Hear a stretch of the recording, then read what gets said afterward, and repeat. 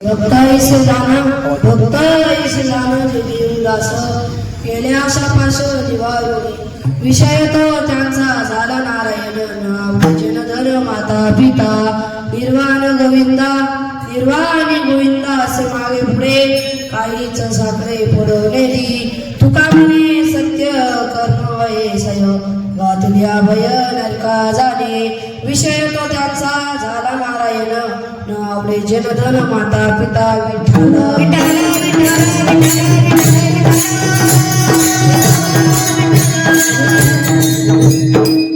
योग पीठे तटे भीमरत्य परम कुंडलिकाय धातु मुलिंद्रे समागत तिष्ठं तमानंद कल्दम परब्रह्मलिकं भजे पांडुरंग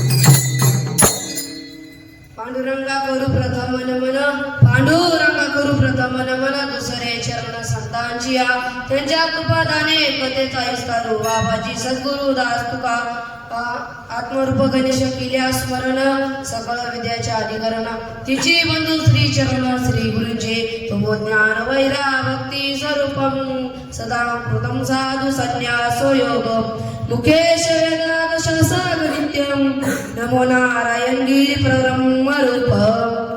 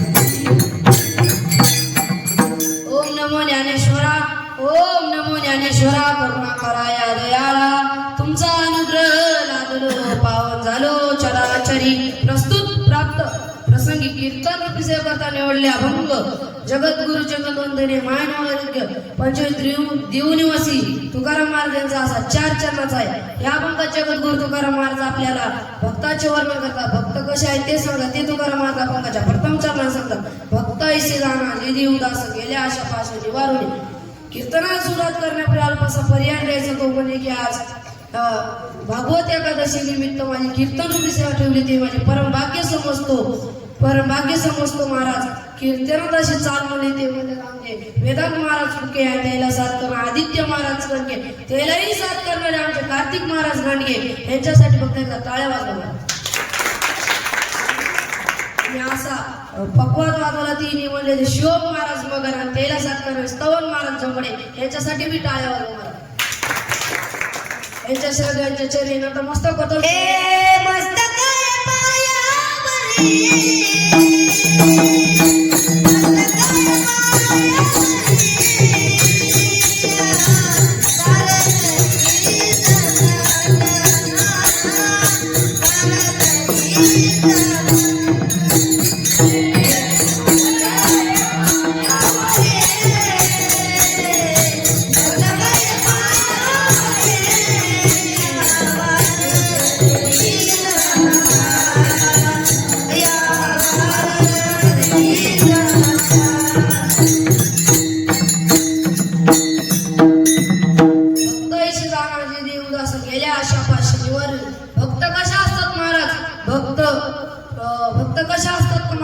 अनपेक्षित असतात. अनपेक्षित भक्त भगवानची परमात्माला आवडतात. महाराज द्रौपदी भक्त होती परंतु अपेक्षित होती. द्रौबाळ भी भक्त होता महाराज. उपमन्यू भी भक्त होता पण त्या अपेक्षित भक्त होता महाराज. एका वेळेस धर्मराजा दुर्योधनाबरोबर भूतकर्म ठेवत असताना पांडव हारला आणि दुर्योधन जिंकला. तेव्हा दुर्योधनाने दृश्य सांगितले महाराज दुःशासना जाय द्रौपदीला घेऊन ये. दुःशासन द्रौपदीला आणायला गेला महाराज. तेव्हा द्रौपदीला म्हणला द्रौपदी तुला दुर्योधनाने भरसभेत मध्ये बोलवले. तेव्हा द्रौपदी म्हणली भाऊजी मी भरसभेमध्ये येऊ शकत नाही का की मी एक वस्त्री आहे मला भरसभेमध्ये यायला जमणार नाही. तेव्हा दुर्योधन म्हणला तेव्हा दुःशासन म्हणला द्रौपदी पांडव हारलाय आणि तुला जिंकलाय तुला भरसभेमध्ये यावंच लागल. तेव्हा महाराज दुर्योधनाने द्रौपदीच्या केसात धरले भरसभेमध्ये ओढत आणले महाराज. ओढत आणल्यानंतर त्या ठिकाणी भीष्माचार्य द्रोणाचार्य कृपाचार्य रती महारथी मोठे 5 पती पांडव त्या ठिकाणी मान खाली मान विठाला विठाला विठाला विठाला विठाला 5 पती पांडव त्या ठिकाणी खाली मान घालून बसले होते महाराज. आणि तेव्हा तिने सर्वांकडे पाहिले तेव्हा तिचा नाईलाज झाला महाराज.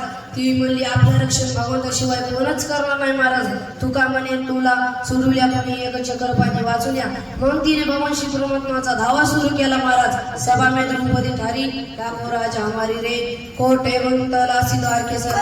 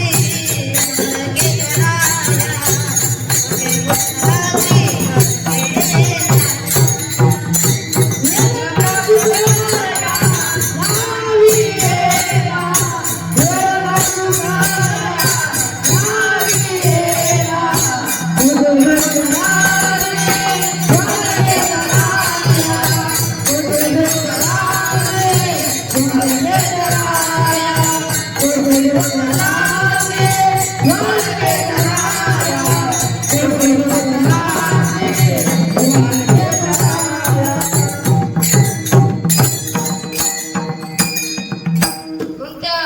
मग त्या द्रौपदीने भगवान श्री परमात्माचा राव केला.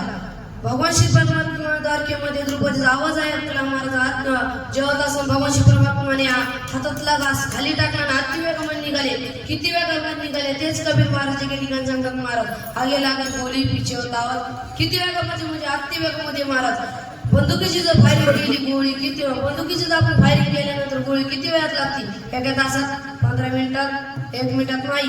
आज आता ताबडतोब त्याच्याही पेक्षा भगवान श्री परमात्मा निघाले. त्या ठिकाणी गरुडाचाही वेग कमी पडला महाराज. म्हणून वेगापेक्षा भगवान श्री परमात्मा निघाले. ते तुकाराम महाराज एका ठिकाणी सांगतात. त्वरा धरणी गरुडा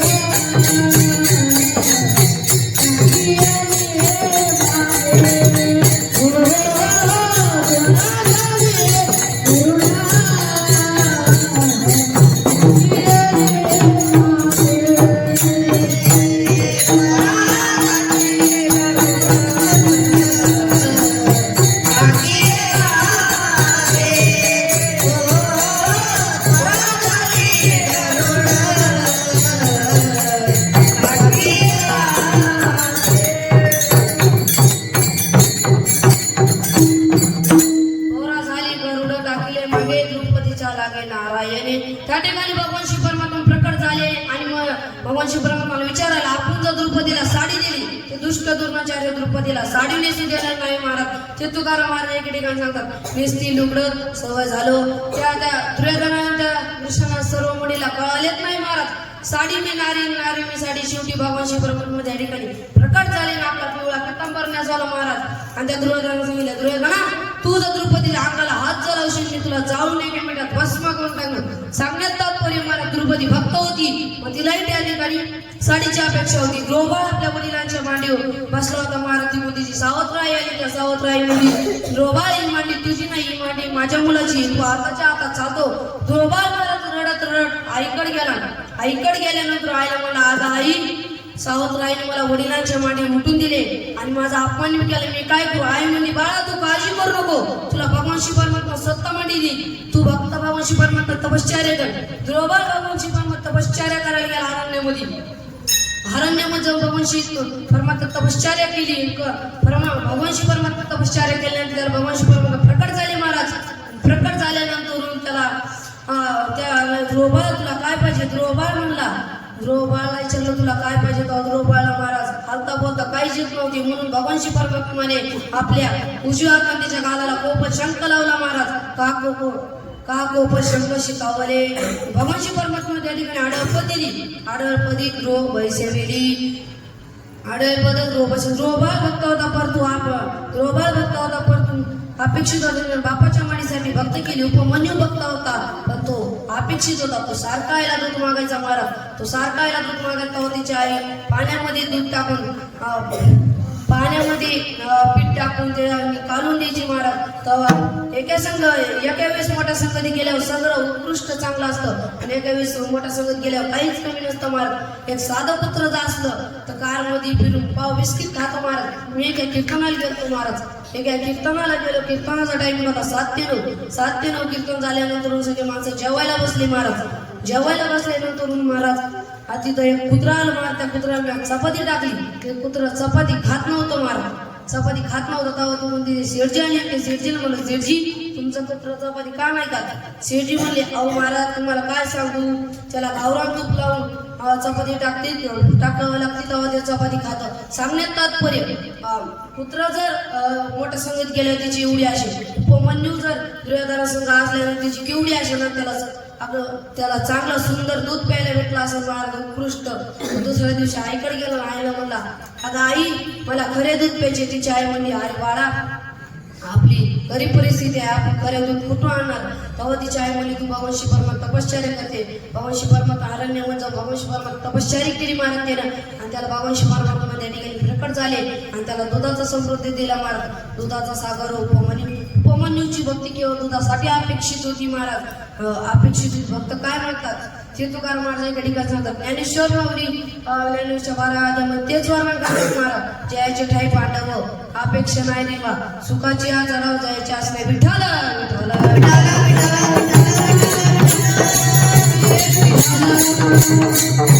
भगवंताला भक्त कसे आवडतात, भक्त काय म्हणतात तेच महाराजा भगवानच्या प्रथम चरणात सांगतात.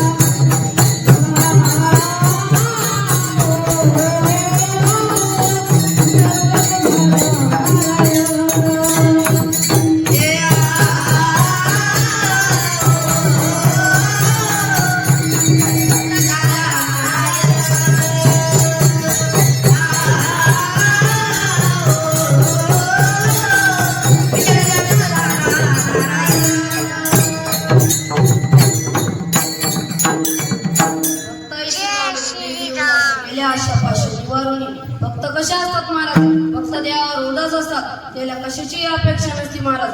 राका वका बका आई वडील हे तिघेही जण रस्त्याने चालत असताना रुक्मिणी माता पांडुरंग म्हणाली देवा हे भक्त तुमचे किती गरीब आहेत, तुम्ही याच्यासाठी काहीतरी घ्या. तेव्हा पांडुरंग म्हणले रुक्मिणी हे भक्त माझ्याकडून काहीच घेत नाहीत. तेव्हा रुक्मिणी म्हणली देवा असं कुठे असते का. तेव्हा पांडुरंग म्हणले रुक्मिणी तुला बघायची का गंमत. तर रुक्मिणी म्हणली तेव्हा आता बघू. तेव्हा भगवान श्री परमात्माने सोन्याची कडे खाली टाकले महाराज. सोन्याची कडे खाली टाकल्यानंतर त्या वक्काने पाहिले महाराज. ते वक्काने पाहिल्यानंतर सोन्याकडे उचलले ते मला अरे हे तर सोनं कड्याचं आहे, आपल्याला नको आहे. त्यानं महाराज त्या सोन्याच्या कड्यात माती टाकली ते पुढे निघून गेला. त्याच्या मागून तिची पत्नी आली महाराज आणि ती पत्नी म्हणली अरे या ठिकाणी तर आपले पती थांबले होते, इथं थांबण्याचं काय कारण असत. तेव्हा महाराज तिच्या बायकोला माती सरकलेली दिसली महाराज. माती सरकलेली दिसली तेव्हा तिनेही माती बाजूला गेली महाराज. तिला त्या ठिकाणी सोन्याची कडे दिसली. ती म्हणली अरे सोनी कड्याची आहे, पण या सोन्याच्या कड्याला आपल्या पतीनं स्पर्श केलाय. आपण का स्पर्श करायचं? तिनेही त्या सोन्याच्या कड्यावर माती टाकली, तीही पुढे निघून गेली महाराज. आणि मागून तिची मुलगी आली. ती मुलगी, अरे या ठिकाणी तर आपले पती थांबलं, आई वडील थांबले होते, इथं थांबण्याचं काय कारण असेल? तर तिला माती सरकलेली दिसली महाराज. तिनेही माती बाजूला केली आणि तिला त्या ठिकाणी सोन्याची कडे दिसली. तेव्हा ती सोन्याची कडे पाहून रडू लागली महाराज. रडू लागली तर तिच्या आईबाबांनी मागे वळून पाहिले. आईबाबांनी मागे वळून पाहिले महाराज. तर तेव्हा ती मुली, अरे इथं आपलीच मुलगी मुली, तू का रडतेस? बाबा ते सोने कड्याचे आहे, ती सोने कड्याचे आहे, त्याच्यावर माती टाकायचं काय कारण आहे? ते तो कारण माझ्या एका ठिकाणी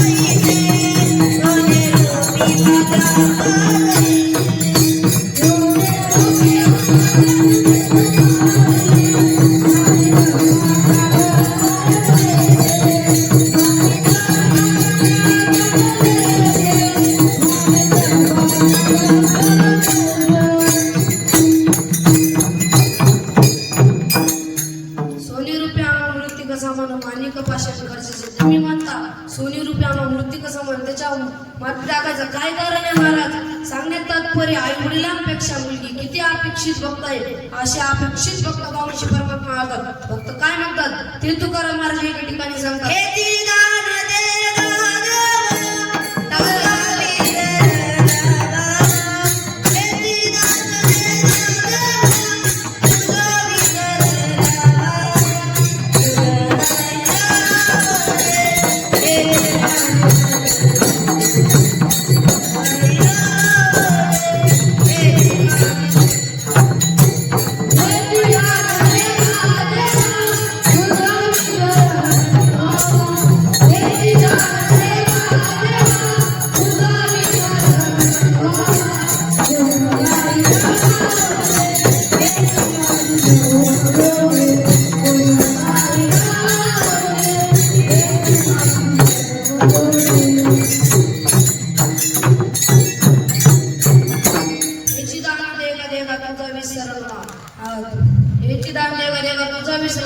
ते म्हणतात नकोय आम्हाला पांडुरंगाचा आम्हाला कधीच विसरणं पडला पाहिजे महाराज. ते तुकाराम महाराज या ठिकाणी सांगतात, न लगे मुक्तीधन संपदा संत संगती सदा.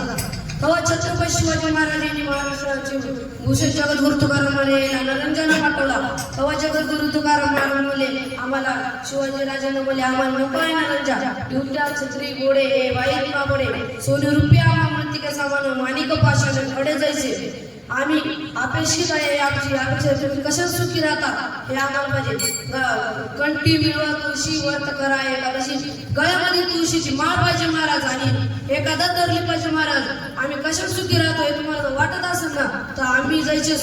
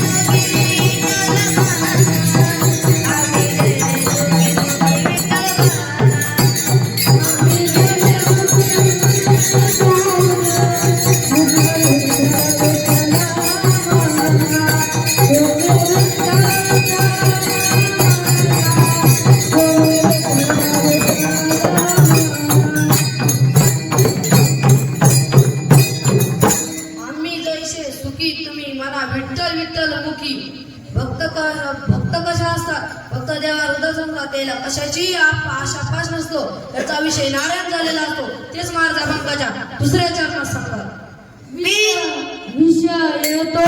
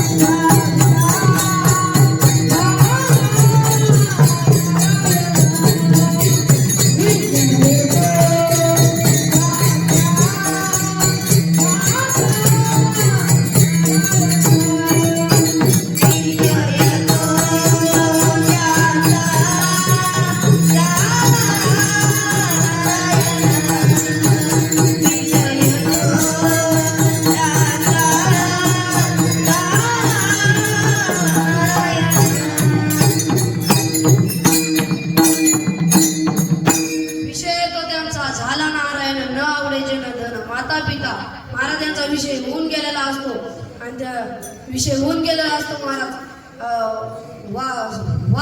सोमवार आला की शिवभोळा चक्रवर्ती त्याचे पाय मायची ती महाराज आणि मंगळवार आले की देवीची भक्ती करतात महाराज. अनादि निर्गुण प्रभुने भवते, अनादि निर्गुण प्रभुने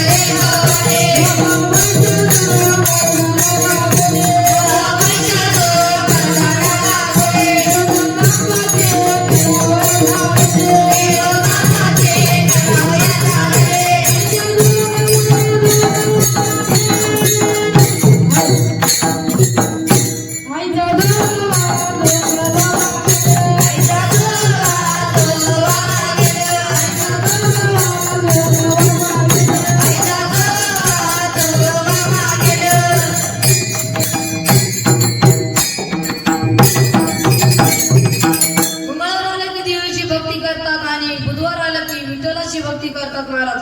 बोला विठ्ठल, पहा विठ्ठल, करा विठ्ठल जीव भावे. गुरुवार आला की दत्ताची भक्ती करतात महाराज. 3 शेर 6 हात त्या माझे दंडवत. शुक्रवार आला की देवीची भक्ती करतात महाराज. सुदिनच वेळ तुझा मांडी गोंधळावो,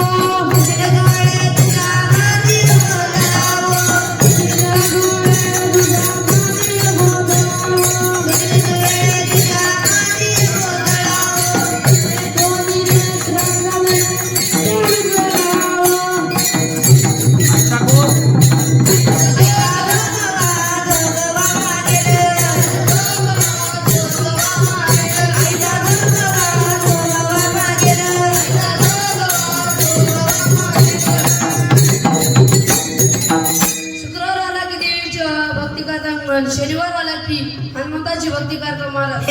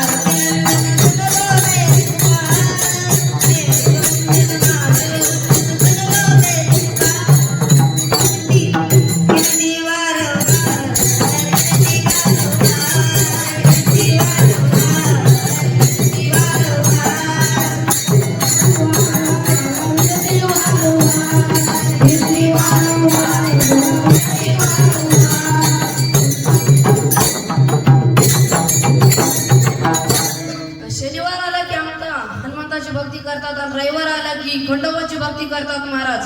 अहमवागे सुहमवागे प्रेम नरवले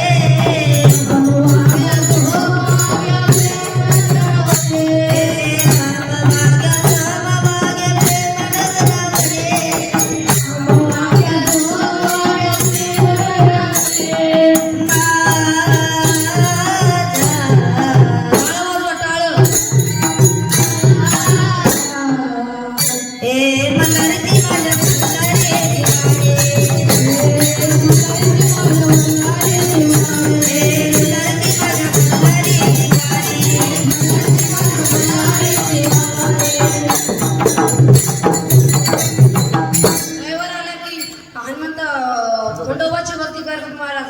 कोणत्याही एका देवाची भक्ती केली पाहिजे महाराज. मी तुम्हाला एक दृष्टांत सांगतो महाराज. एके खेडेगावात एक श्रीमंत माणूस राहत होता.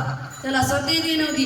आमच्यासारखे महाराज सांगितले तू सत्यनारायणची पूजा कर, तुला पुत्र प्राप्त होईल. त्याला सत्यनारायणची पूजा करायला ठरवली महाराज. पूजेचं सगळं साहित्य आणलं महाराज. ब्राह्मण मला बोलवलं. ब्राह्मण म्हणला तात्या पूजेमध्ये एक नारळ कमी पडले, तुम्ही एक साईड पूजेत एक नारळ कमी पडले. तात्या म्हणला तात्या साईडच्या दुकानावर गेला महाराज आणि त्याला दुकानदार म्हणला दुकानदार नारळ आहे का? दुकानदार म्हणतो महाराज हाय. तात्या म्हणतो कितला आहे?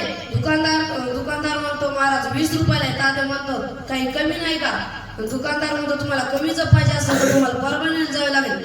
तात्या एसटी पकडून परभणीला आला महाराज. परभणीला आल्यानंतर महाराज तिथे एक किराणा दुकानावर गेला. दुकानदाराला मला नारळ कितला आहे? दुकानदार म्हणतो महाराज 16 रुपयाला. दुकानदार म्हणतो 16 रुपयाला. तात्या म्हणतो काही कमी नाही का? दुकानदार म्हणतो तुम्हाला कमी पाहिजे असेल तर तुम्हाला मानवतला जावे लागेल. तात्या जीप पकडून मानवतला आला. मानवतला आल्यानंतर एक किराणा दुकानावर गेला. किराणा दुकानावर गेल्यानंतर ते म्हणला दुकानदारला विचारलं नारळ कितला? दुकानदार म्हणतो महाराज 10 रुपयाला. तात्या म्हणतो काही कमी नाही का? दुकानदार म्हणतो कमी पाहिजे असेल तर तुम्हाला कोकणात जावे लागेल महाराज. तात्या एसटी पकडून कोकणात आला. आणि कोकणात आल्यानंतर महाराज घ्या त्याला आता फुकटच नारळ पाहिजे होती. त्याला उंच उंच महाराज नारळाचे झाड दिसले. ते एका नारळाच्या झाडावर चढला महाराज. एका नारळाच्या झाडावर चढला आणि चढल्यानंतर महाराज नारळाच्या झाडावर तसंच अडकला महाराज. आणि तसंच अडकला महाराज. तसंच अडकला. तिकून एक हुंटावाले येत होता महाराज. त्या हुंटावाल्याला म्हणला हुंटावाले काका मला खाली उतरूया का? हुंटावाला म्हणला तू मला काय दिशी? हुंटावाला म्हणला मला काय दिशी? तात्या म्हणले मला नारळ फुकट पाहिजे होतं म्हणून मी इथं आलो. तात्या ते मला पैसे द्या. हुंटावाला म्हणला 5,000 देतो का? तात्या म्हणला 5,000 देतो. तवा उंटावाला त्यानं उंट नारळाच्या झाडाखाली लावला महाराज. नारळाच्या झाडाखाली लावले असताना महाराज तवा उंटावाला म्हणला तात्या माझे हात पुरण. तात्या माझे हात पुरण. तवा उंट तात्या म्हणला उंटावाले मामा मी तुम्हाला 5,000 रुपये देतो. तुम्ही असं चमत्कार करा की माझे पाय तुमच्या हातात आले पाहिजे. उंटावाल्यानं अशी उडी मारली महाराज की तात्याच्या पाय हातामध्ये आले. आणि उंट काय गाडी आहे का महाराज थांबायला? त्याला हिसका बसला महाराज. ते तसंच पुढे निघून गेला. हे दोघही जण नारळाच्या झाडावर अडकले महाराज. तात्या म्हणतात आता उंटावाले म्हणतोय तात्या तुम्ही हात सोडू नका. हात सोडू नका. मी तुम्हाला 10,000 रुपये देतो. मी तुम्हाला 10,000 रुपये देतो.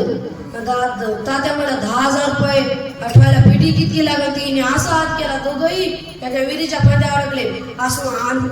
आसमान से टपके खजूर में अटके महाराज. आसमान से टपके खजूर मध्ये दोघही जण त्या विहिरीच्या फांद्यावर अडकले महाराज. आणि त्या विहिरीवर ते नेमकाच जंगली इलाका होता महाराज. त्या ठिकाणी वाघ पाणी प्यायला यायचा महाराज.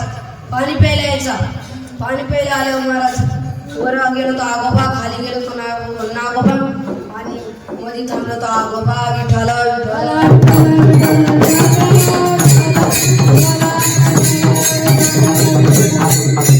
महाराज कीर्तन चालू असताना एक लाईट गेली महाराज. आणि लाईट गेल्यानंतर एक माणूस म्हणलं महाराज महाराज थांबा प्रकाश आले. मी म्हणलं येऊ दे प्रकाशाला. महाराज ते त्वरित उठलं नाही. म्हणलं महाराज प्रकाश आले कीर्तन सुरू करा. मी म्हणलो अरे का रे प्रकाश आला नाही कसं कीर्तन सुरू करायचं? ते म्हणलं महाराज हे प्रकाश माझ्या वायरमॅनचं नाव आहे म्हणून. विठाला विठाला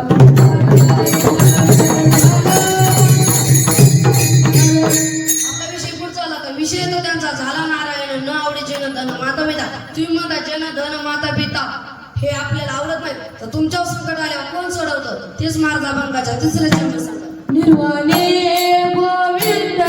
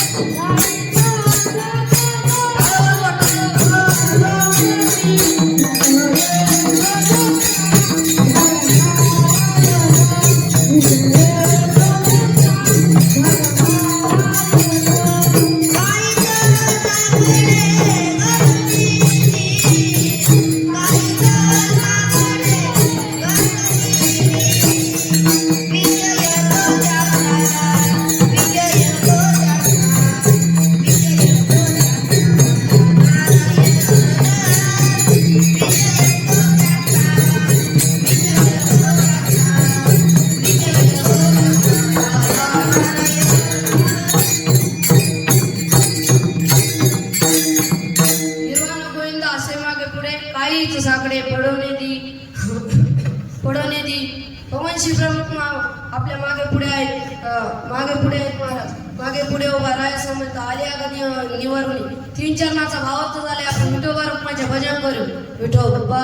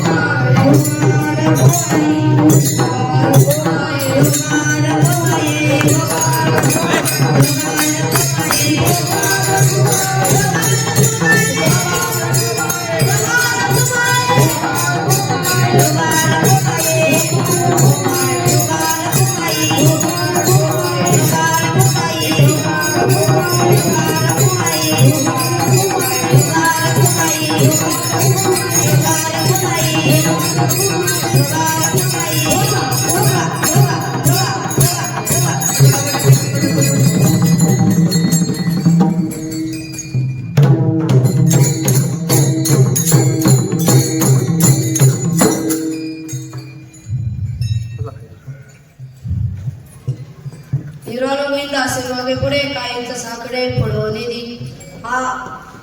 भक्त कशा असणार? भक्तांच्या जर मध्ये कोण आला असेल तर त्याच्यामध्ये आडवा येत असेल, त्याला कोण भीती घालायचं काम जर करत असेल तर तेच मला दाखवायचं. शेवटच्या चरण सांगा. तू का मन साध्य कर्म व्हावे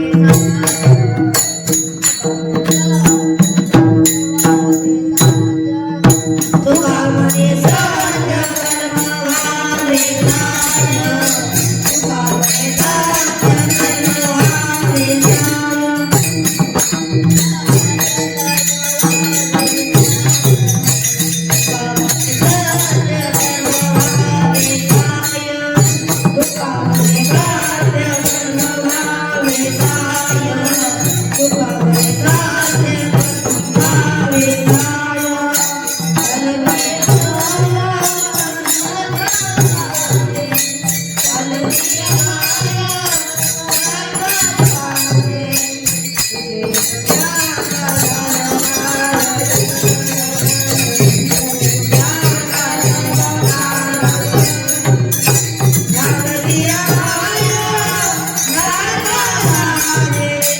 Hallelujah.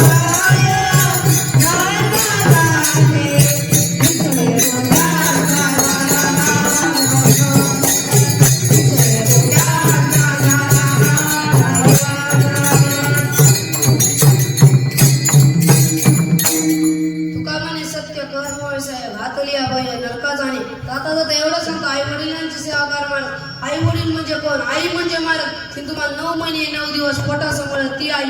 आणि वडील म्हणजे महाराज आपल्या पोटामागचा साया महाराज.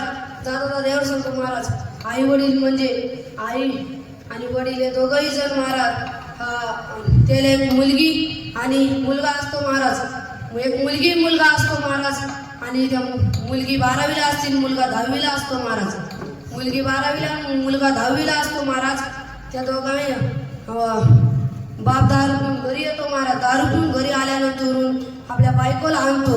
बायकोच्या कानाखाली एक मारतो महाराज. कानाखाली एक मारतो. कानाखाली मारतो महाराज. कानाखाली मारल्यानंतर दारू पिऊन तसाच पडला महाराज. आणि वडील जेवलेत नाही महाराज. पोरगी रात्रीच्या 12 वाजता उठली महाराज. 12 वाजता उठल्यानंतर महाराज तिने एडी वाकडी खिचडी केली आणि बापापाशी गेली. बापाला म्हणली बाबा उठा आणि 2 घास खाऊन घ्या. बाबा म्हणले मला नाही खायचे. तेव्हा पोरगी म्हणली महाराज. पोरगी म्हणली बाबा तुम्हाला माझी शपथ आहे तुम्हाला 2 घास खावेच लागतील. 2 घास खावेच लागतील. तेव्हा तिच्या वडिलांनी 2 घास खाल्ले महाराज. 2 घास खाल्ल्यानंतर महाराज काही दिवसांनी त्या पोरीच्या लग्नाची चर्चा व्हायला लागली महाराज. गावामध्ये म्हणले तिच्या घरी चर्चा झाली. पोरीचं लग्न लावू महाराज. बाप सोयरीक बघायला गेला. सोयरीक काय पोरीची जमाना. बाप बी काय जेवणा महाराज. सोयरीक काय जमाना पोरींची महाराज. आणि बापही जेवणा महाराज. काय सांगू महाराज. पोरगी बी ही राहिली महाराज. पोरगीचं कसं तर महाराज लग्न जमलं महाराज. लग्न जमलं.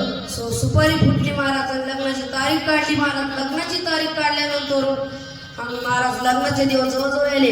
बापाने पत्रिका छापल्या महाराज. पत्रिका छापल्या अख्या गावामध्ये वाटल्या. अख्या गावाला सरपंचाला उपसरपंचाला म्हणले महाराज पुरीच्या लग्नाला या. हो गरीबाच्या पुरीच्या लग्नाला या.